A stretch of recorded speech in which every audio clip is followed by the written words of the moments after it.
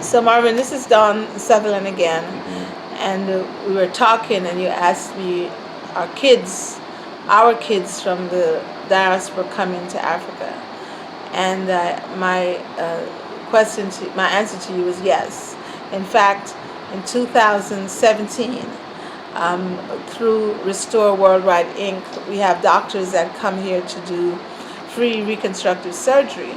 And we had a doctor, Dr. Michael McLean, who said, Dawn, I would like to bring my son. And I said, okay, you can bring his son. He says, will you be able to send him to school? I says, absolutely, just bring him and he'll go to school and everything. He was a little bit ambivalent because, of course, he lives in Santa Monica, California, and goes to a very, very nice school. And when Gordon came, Gordon was like, I want to go to school. I want to see what going to school in Africa like. Well, I wasn't sending him to no privileged school in Africa because we do have those. The international people, the expatriates have all these great schools that's just like schools in the U.S. to send their school. But I figured if you're coming, you need to experience Africa. So I, through my foundation, have relationships with a lot of the government schools.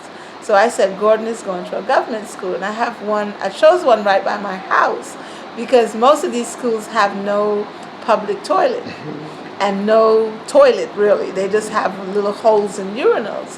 So I figured if I'm sending my little plush child to a school, that I need him to be close to the house so if he wants to use the bathroom, he can come home.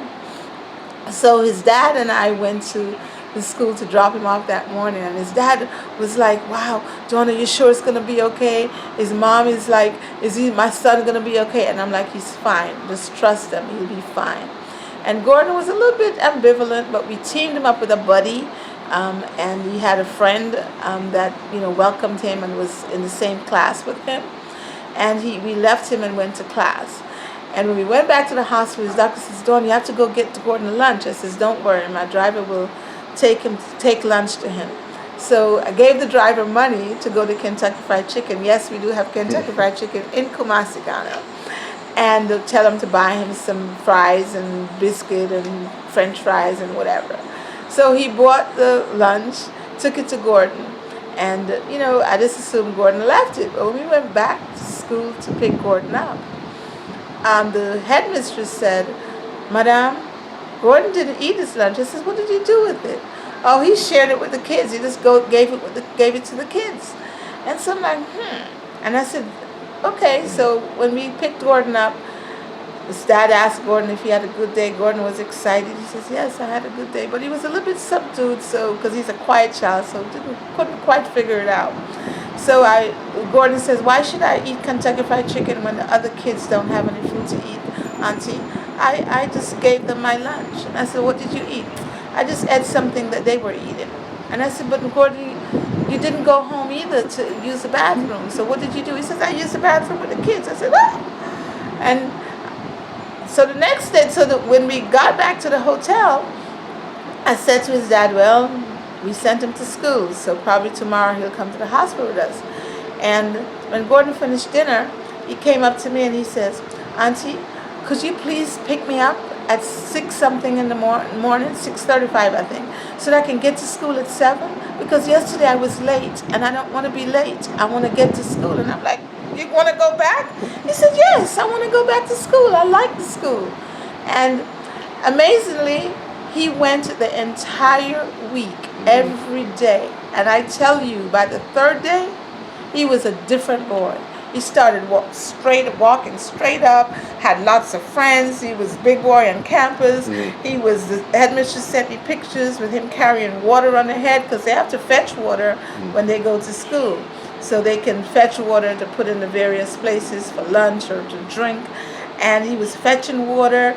He was playing soccer. And I'm like, wow, we gave him a school uniform. He had bought his khaki shorts, so we gave him a shirt. So he blended with the kids. He went through inspection every morning.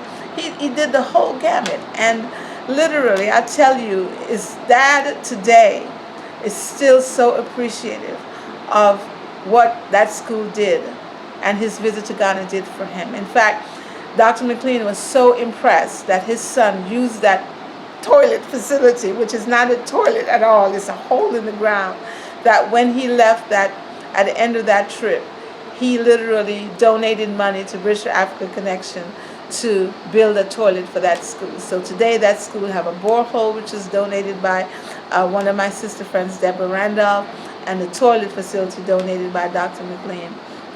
And we built the toilet, and today he can come and see the fruits of his son's decision to come to Africa. And it's changed Gordon, and now Gordon's sisters wants to come to Africa, and subsequently other kids want to come to Africa to experience this. And Gordon was only 9 years old, so it's not, he was 9 years old when he came. So now today at 13, 9, 10, 11, 12 years old, he's a different child, and his dad said he's definitely more confident, more caring, more appreciative of life and what he has. He literally took all of his old clothes and packed them for them to come to Africa. He told his sister to do the same thing, and his mother is on board. So it definitely was an amazing experience, and we have tons of stories like that. All our kids, including our own people, adults, need to do is just take the risk and come. And when you come, your life is changed, forever changed.